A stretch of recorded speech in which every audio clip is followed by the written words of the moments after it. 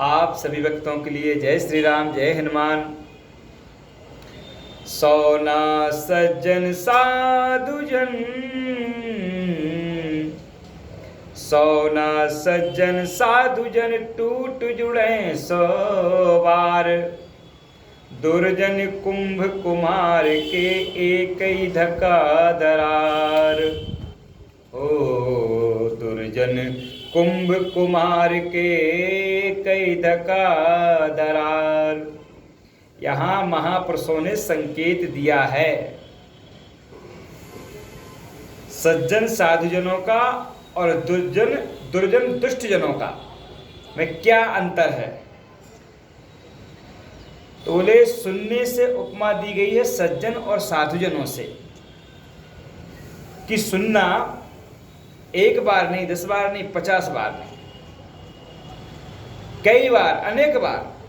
अगर सुनने का आभूषण टूट जाए और टूटने के बाद में वह सुनार के पास में दिया जाए तो वो पुनः उसको ठीक कर देगा या पुनः उसको गला करके और दोबारा बना देगा। एक बार नहीं, 50 बार, 100 बार।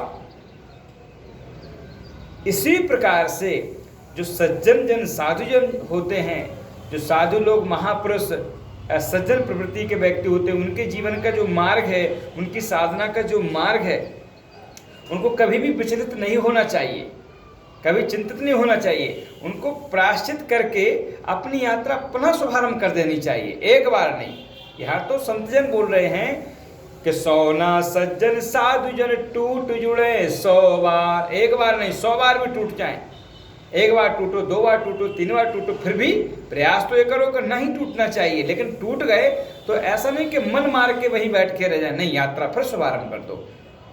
जैसे गीता जी में भी संकेत आए हैं कि जैसे योगी योग भ्रष्ट होता है तो ऐसा नहीं कि वो कोई काम का नहीं बचा, उसकी मृत्यु के तदुपरांत जहां उसकी साधना पहुंची थी, उसकी साधना वहीं से फिर पुनः शुभारंभ हो जाती है। जैसे कि भोपाल रेलवे स्टेशन से हरिद्वार आना है और हरिद्वार ना आकर के झांसी स्टेशन पर उसकी साधना विचलित हो गई, योग भ्रष्ट हो गया, तो वह अगले जन्म में भोपाल से यात्रा ना करके वो झांसी से यात्रा कर जाएगा।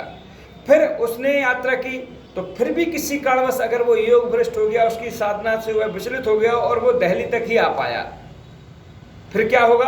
अगले जन्म के बाद में उसकी साधना फिर दिल्ली से शुभारंभ हो जाएगी हरिद्वार की तरफ। यानी कि हरिद्वार एक लक्ष्य है, एक प्रभु की प्राप्ति का मुख्य केंद्र है, प्रभु ही है।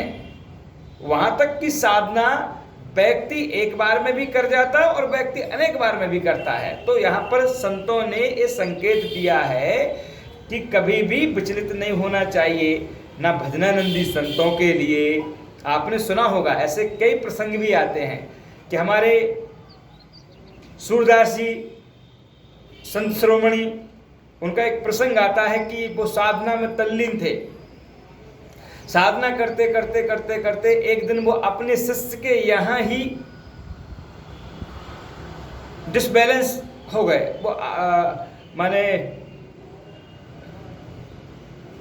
शिष्य की ही पत्नी के प्रति उनकी दृष्टि खराब हो गई और उन्होंने कामना कर डाली कि मुझे यह आपकी पत्नी चाहिए।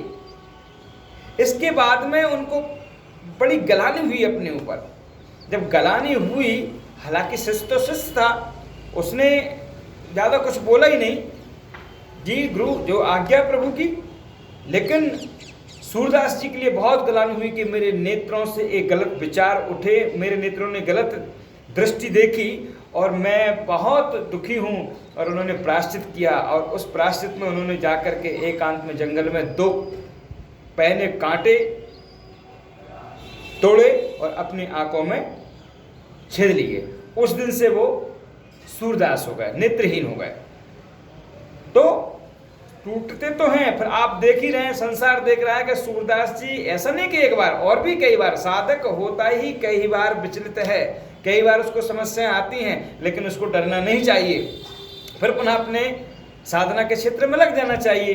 तो सूरदास जी ने आगे की जो साधना की, कितने सुंदर भजन, कितने सुंदर पद लिखे और यहाँ तक एक दिन आकर के स्वयं प्रभु ने हाथ आके पकड़ा।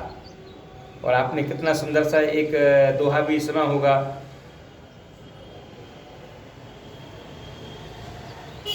बैया छुड़ा के जात हो निर्बल जान के मोहे। बैया छुड़ा के जाते हो निर्बल जान के मोहे, हृदय से भग जाओगे तो सबल में जानू तो है। इतनी ऊंची साधना की पर सूरदास जी ने प्रभु की प्राप्ति हुई। तो ये यहाँ संकेत मिलता है, संतों ने कहा है कि सज्जनों के लिए, साधुओं के लिए एक बार नहीं, अगर 100 बार भी टूटते हैं अपनी साधना से तो उनको प्रायश्चित करके अपने मार्ग की ओर फिर बढ़ जाना चाहिए। इसी में बुद्धिमानी है। और दुष्ट जो प्रवृत्ति के व्यक्ति होते हैं, जो दुर्जन लोग होते हैं, उनके लिए क्या बोले, कुम्हार और कुंभ की उपमा दी है। जैसे कुम्हार का जो कुंभ होता है वो एक बार टूट जाए, मटकी एक बार फूट गई, फिर वह दोबारा नहीं जुड़ती, न दोबारा बनती है। इसलिए हमको प्रयास करना चाहिए कि हम दुष्टों की, दुर्जनों की संगति में ही ना जाएं, ना पड़ें, ना हम दुष्ट बनने का, दुर्जन बनने का प्रयास करें।